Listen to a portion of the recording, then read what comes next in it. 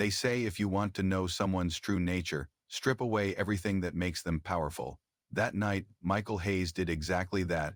Gone was the billionaire in the tailored Navy suit. Gone was the man whose name appeared in Forbes and tech conferences. The world knew him as a genius entrepreneur, the kind of man who could buy an island before lunch and fire a boardroom of executives before dinner. But none of that mattered tonight. Not the $1 million penthouse, not the board meetings, not the luxury cars collecting dust in his underground garage. Tonight, Michael wore a faded hoodie, jeans that hadn't seen sunlight in years, and sneakers. With a loose sole, he drove an old Toyota Corolla with a dent on the side and a missing hubcap. No chauffeur, no press, no assistant waiting outside, just him. And the two little people who meant everything in the world to him, his 7-year-old twins, Ava and Lucas. "Daddy, why are we wearing normal clothes?" Lucas had asked earlier, tugging at the sleeve of his hoodie. Michael had knelt beside his son and smiled gently. "Because sometimes, buddy, normal is what shows people's true hearts." Ava had looked up with wide, curious eyes. "Are we pretending to be poor?" Michael had paused.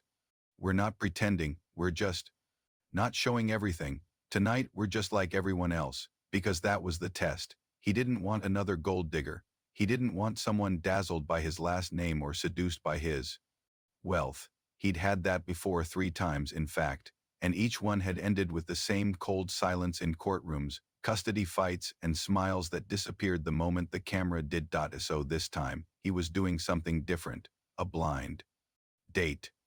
Arranged by a friend of a friend. No names, no job titles, no background checks, just dinner, just her, and the twins. They stood outside a small, tucked in the heart of Brooklyn, a quiet place with fairy lights strung across the patio and the smell of fresh rosemary and brick oven bread drifting through the air. It was the kind of place no one would expect a billionaire to be. That was the point. He looked down at his kids, gently smoothing Ava's hair and adjusting Lucas's collar. He could feel the nerves buzzing under his skin. Not because he was worried about what she would think, but because this night wasn't about him. It was about them. If she didn't love them, she wouldn't get the chance to love him. "Dad?" Ava said, pointing toward the corner of the street. "Is that her?" Michael looked up and froze. She was walking slowly, unsure, glancing at the sign and then back at her phone. She wore a green cardigan, long skirt, and brown boots slightly worn at the toes. Her hair was pulled into a messy bun that somehow made her look even softer. She wasn't glamorous. She wasn't trying to be, and that in itself made his heart thump harder than he expected. She spotted him. For a brief second, her eyes met his and he saw hesitation. Not disappointment, not judgment, just a flicker of nerves. She tucked her phone away and smiled as she approached. "Michael?" He nodded, offering a handshake. "Hi, you must be Sarah." She took his hand, her grip warm but unsure. "I wasn't expecting kids." Ava and Lucas stared up at her, silent. Michael gently cleared his throat. "Yeah, I should have warned you. I don't do anything important without them." She looked from him to the twins. Her eyes lingered on Ava's hair ribbons and Lucas's scraped knee. Then something unexpected happened. She knelt, right down on the pavement, eye level with them. "Hi," she said softly. "I'm Sarah. I like pizza, coloring books, and I'm really bad at video games." "What about you two?" Lucas blinked, unsure. Ava tilted her head. "Do you like glitter?" Sarah laughed. "Only if it doesn't get in my shoes." The twins smiled. Michael exhaled, slow, quiet, stunned.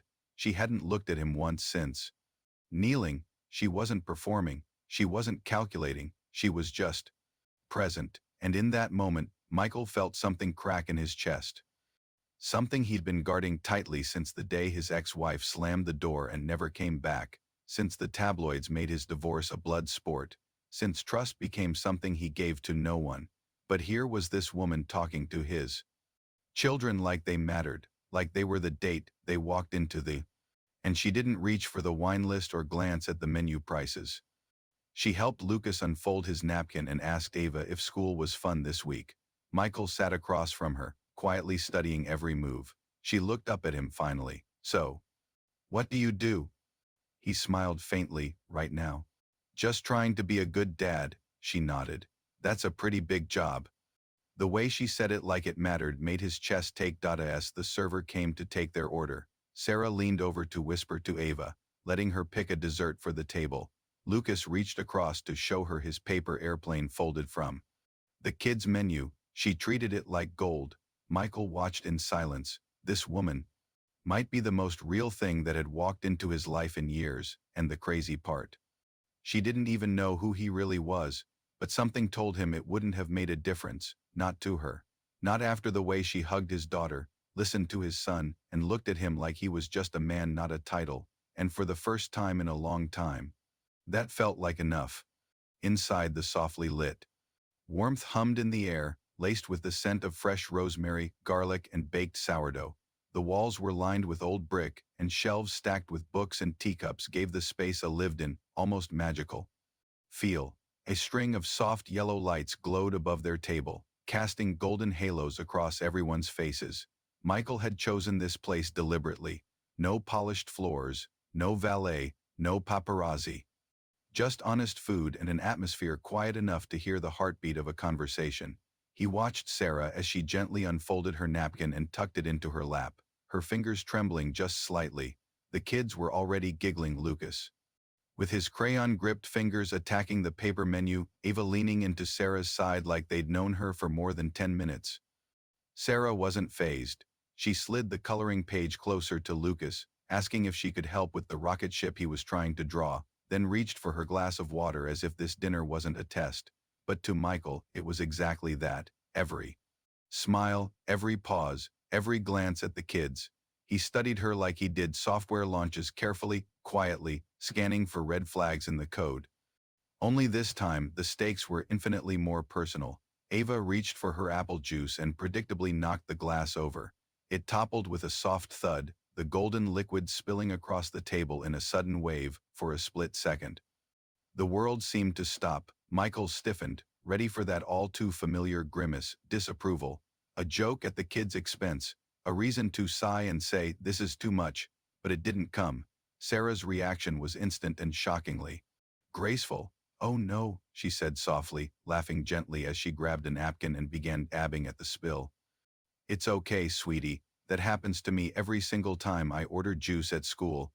Ava's lower lip wobbled. Sarah leaned in, touched her chin, and whispered, "Guess we both have wobbly hands, huh?"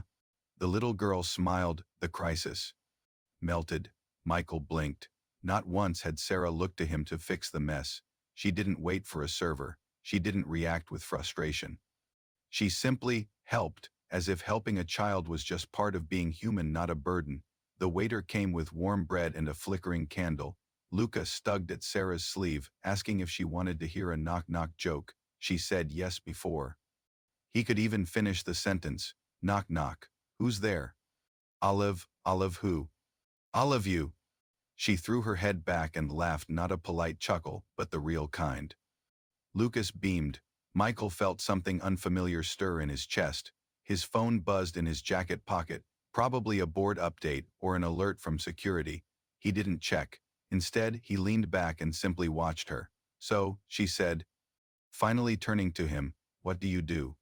There it was, the question. He had rehearsed his answer. "I'm in transition," he said carefully, looking her in the eye, "between jobs right now." She didn't blink, didn't ask where he used to work, didn't pry. "That's okay," she said, slicing her bread in half. "Life's not always about money." Michael stared. Most women, hell, most people would have followed up. "What field are you in? How long have you been job hunting? What happened?" But not Sarah. Instead, she leaned in toward the twins. "What about you two? What do you want to be when you grow up?" Lucas grinned. "A dinosaur?" Ava nodded. "Or a unicorn?" Dr. Sarah gasped, delighted. "That's exactly what I wanted to be."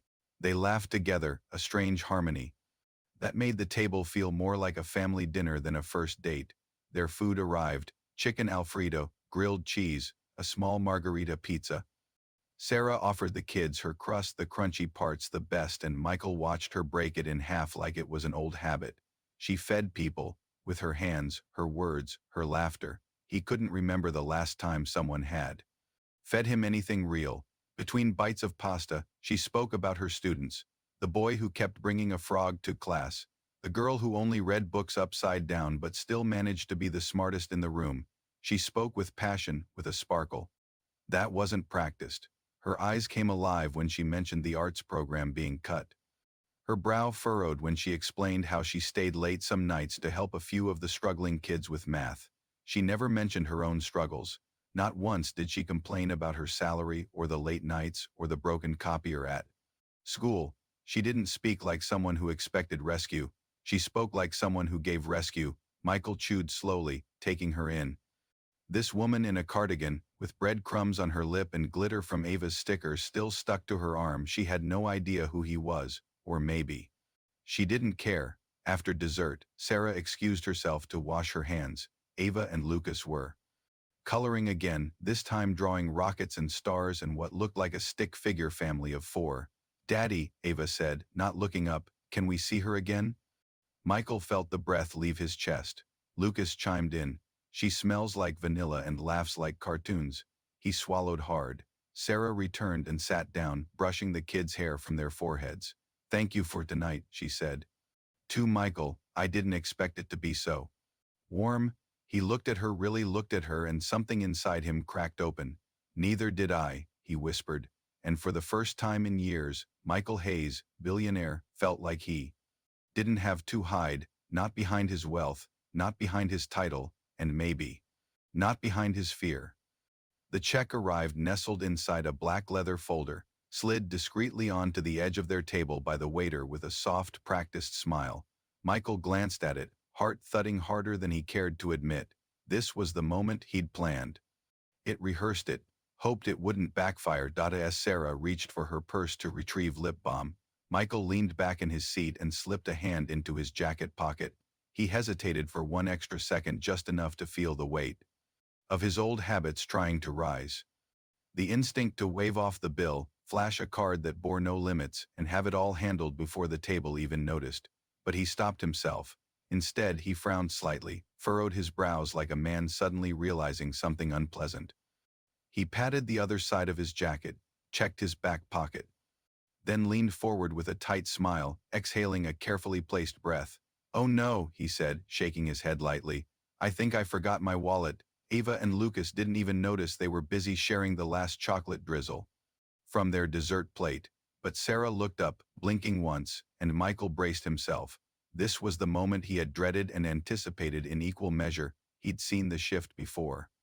The pause, the awkward smile covering disappointment, the calculations starting behind the eyes.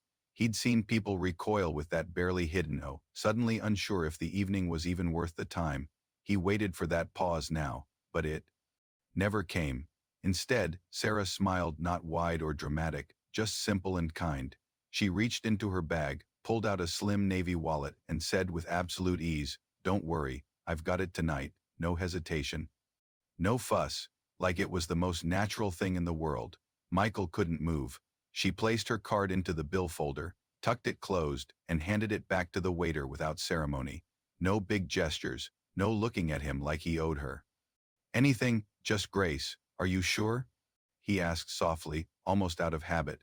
"Of course," she said, shrugging. "You brought me into your world. I can get dinner." He didn't know how to respond to that, because nobody had bought him dinner in years, not since before the stock options, before the IPO, before the world started seeing him as a dollar sign wrapped in human skin. Sarah, on the other hand, didn't seem to see him that way at all. She sipped the last of her iced tea and turned back to the kids. "So, Ava, if you could be anywhere in the world right now, where would it be?" Ava grinned. "In a treehouse with glitter walls and swings that go up to the stars." Sarah nodded, delighted. "You paint the treehouse, I'll bring the snacks." Lucas leaned over, not to be left out. "What about you, Miss Sarah?" She tapped her chin thoughtfully. I think I'd want to be in a bookstore that has a secret door to a candy shop." The twins gasped, instantly sold. Michael just sat there, stunned. This wasn't just someone who passed his test. She'd disarmed it completely. On their way out, Michael opened the door for her, and she thanked him, not the polite, automated thank you most people gave, but one that sounded real, sincere, like she appreciated the gesture. Outside, the night air was cool and crisp, washing over them with the soft hum of streetlights. The neighborhood buzzed with quiet life, bike bells in the distance, laughter floating from a nearby window, the faint strum of a guitar somewhere out of sight. The twins ran ahead a few steps, chasing each other in figure eights across the sidewalk. Michael and Sarah followed slowly, shoulder to shoulder.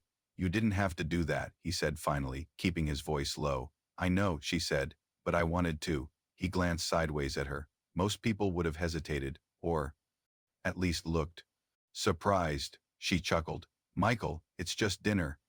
You're clearly a great dad. You showed up, you were present, and you brought two of the coolest kids I've ever met. That's worth way more than a few plates of pasta." He smiled, a little painfully. "You might be the only person I've met in years who actually believes that." They stopped walking for a second. The twins were spinning in circles under a lamppost, laughing like the world belonged to them. Sarah looked at them, then back at Michael. "Look," she said, her voice softer now, "I've been on a lot of dates with guys who came in flexing their job titles or flashing their cars. And sure, it's impressive for a minute, but it wears thin." He stayed silent, "And then tonight, you show up in a beat-up car, with juice stains on your hoodie. Two amazing kids. And no wallet?" She smirked, "Honestly? It's the most honest thing I've seen in a long time." Michael let out a laugh, short and surprised.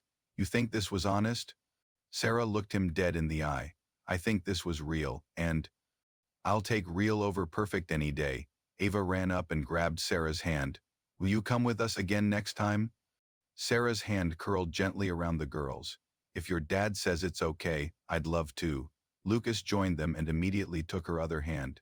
They walked like that, Michael trailing behind, watching as his children clung to a woman they'd only met that night, and trusted her like she'd been there forever. His throat tightened. This was never supposed to happen. He had brought her here expecting the worst, expecting her to fail some silent test. Instead, she had passed every unspoken trial with flying colors and didn't even know it. She didn't try to win him, she won them, and by doing that, she'd done the one thing no one else had managed in years. She'd broken through to him.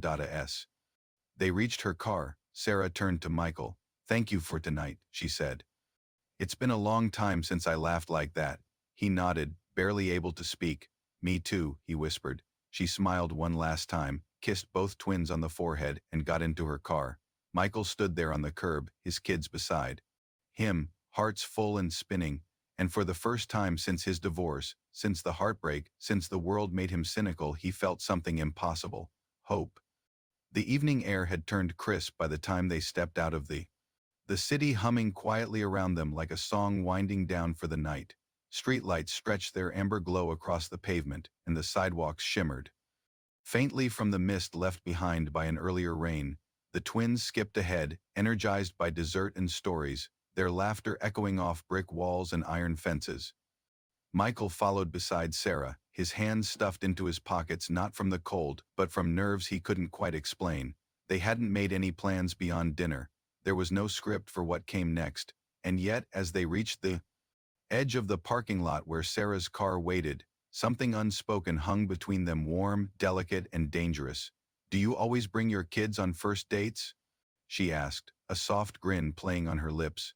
Michael gave a sheepish smile. "Only when I need to know the truth." She tilted her head. "The truth about me?" He nodded. "About whether I could trust someone again. With them, with me." Sarah didn't laugh. She didn't tease. She just looked at him, really looked at him, and then turned her eyes toward Ava and Lucas, who were spinning in lazy circles under the nearest lamppost, their shadows dancing beside them. "You didn't need to test me, Michael," she said quietly. "You just needed to let someone in." The words landed like a stone in his chest. He hadn't expected that, not from someone he barely knew. But the way she said it, like she wasn't asking for more than he could give, just naming the thing he didn't dare say aloud, it made his breath catch. Lucas stumbled in his spinning and scraped his knee on the concrete. Sarah rushed over before Michael could even move. She knelt down, checked his knee, and blew on the tiny scrape like a mother would. "You're okay, champ," she whispered. "Tougher than concrete, right?" Lucas sniffled, then nodded, and then, without asking, he threw his arms around her neck. Sarah froze for a second, caught off guard. Then she hugged him back, slow and sure, like it wasn't something she was doing, it was something she knew how to do. Ava, never one to miss out on a moment of affection, darted over and joined the embrace, her tiny arms wrapping around both Sarah and her brother in a tangle of warmth and trust. Michael stood motionless. It wasn't just a hug. It was the hug. The kind that said everything words couldn't, that stripped away all the layers of uncertainty, hesitation, and guarded emotions he'd spent years constructing like armor. It was the kind of moment that didn't belong to logic, it belonged to feeling, and in that moment, he saw it not on Sarah's face, but in the way her arms wrapped tightly around his children, like they weren't strangers at all, like they were already hers in some invisible, unexplainable way. That wasn't something you could fake, not for show, not for a man you were trying to impress. This was real. It wasn't just them falling for her. It was him. She slowly stood, brushing her hands off and straightening her cardigan, but her eyes lingered on the twins, still buzzing around her like fireflies orbiting a warm porch light. "I'm sorry," she said with a half laugh. "I didn't mean to." Michael cut her off. "Don't be." That hug. That meant more than you know. She looked at him again, and for a long second, neither of them said anything. And then, just as she was about to reach for her car keys, Michael stepped closer. "I've been trying to protect them," he said, voice low, "from disappointment. From people who only stay until it gets hard, and maybe from me too." Sarah's expression softened. "Michael, I didn't bring them tonight to test you. Not really." He hesitated, swallowing back years of fear. "I brought them because I was scared I'd finally meet someone worth keeping and they wouldn't love her the way I do." Her eyes widened slightly, and then she smiled. "Looks like we're both bad at hiding what we feel." Eva tugged on Sarah's sleeve. "Can we do this again? Like, soon?" Sarah knelt again, brushing a loose curl from the girl's forehead. "If your dad says it's okay, I'd love to." Michael nodded, unable to speak. They helped Sarah into her car. She waved through the window as she backed out of the lot. The kids waved too wildly, like she was a favorite aunt they only got to see on holidays. And when her taillights disappeared around the corner, the sidewalk felt emptier. Michael looked down at Ava and Lucas. "She's nice," Lucas said, yawning. "Yeah," Ava added, eyes dreamy. "She hugs like Mama used to." Michael's heart broke and healed in the same breath, because they remembered, and for the first time in a long time, their memories didn't hurt, they glowed. He placed a hand on each of their shoulders. "Come on," he said, "let's go home." But something inside him whispered that maybe for the first time in years they weren't going back to something old. They were walking toward something new. 3 weeks passed like pages in a book neither of them wanted to close. What began as an awkward blind date had become something quiet, steady, and profound. Sarah had quickly become a regular part of the twins' world. Sunday pancake mornings, movie nights on the couch, school pickups when Michael had late meetings. But it wasn't just the kids. Michael found himself gravitating to her in ways he hadn't expected. The ease in her voice when things felt heavy, the way her presence made the world seem less sharp, less lonely. But he still hadn't told her the truth, not the full truth. She thought he was in between jobs, thought his life was modest, ordinary, unremarkable, and in some ways, he had started to believe that version of himself too, the version that mattered more, the one who wasn't just Michael Hayes, CEO of Hayestack, but Michael Hayes, father, man, partner in progress. Still, there was a line between honesty and omission, and the longer he waited to tell her, the more that line felt like a wall. So, he made a decision. It was a crisp Friday afternoon when he texted Sarah and asked if she could meet him downtown. She agreed without question. She trusted him. And that only made what he had to do feel heavier. When she arrived, he was waiting outside a towering glass building that shimmered like a mirror against the skyline. A doorman greeted him with a nod and a "Good afternoon, Mr. Hayes," before opening the revolving door. Sarah raised an eyebrow but said nothing. They walked through the marble lobby, past a modern waterfall and a receptionist who stood as soon as they approached. "Welcome back, Mr. Hayes. The executive suite is ready. For you." Sarah turned to him sharply. "Executive suite." Michael gave a small, tight smile. "There's something I want to show you." They entered the elevator. He pressed the button for the top floor. Silence filled the space between them, thick and tense. When the doors opened, they stepped into a world she didn't recognize. Floor-to-ceiling windows flooded the space with sunlight, revealing views of Central Park and the city beyond.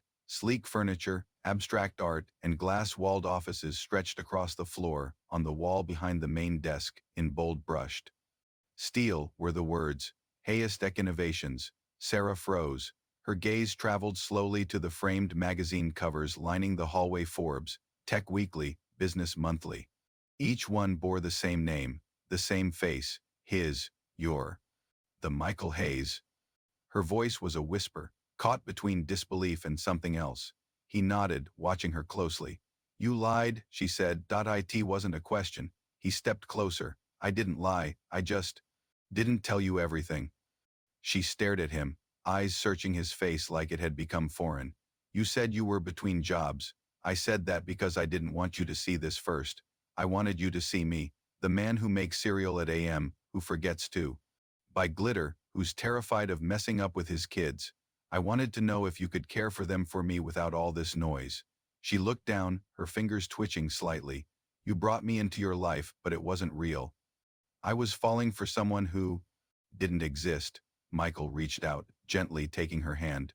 No, Sarah, that version of me you met? That was real, more real than I've been in years. Because when I met you, I stopped performing. I stopped hiding behind status and numbers and suits.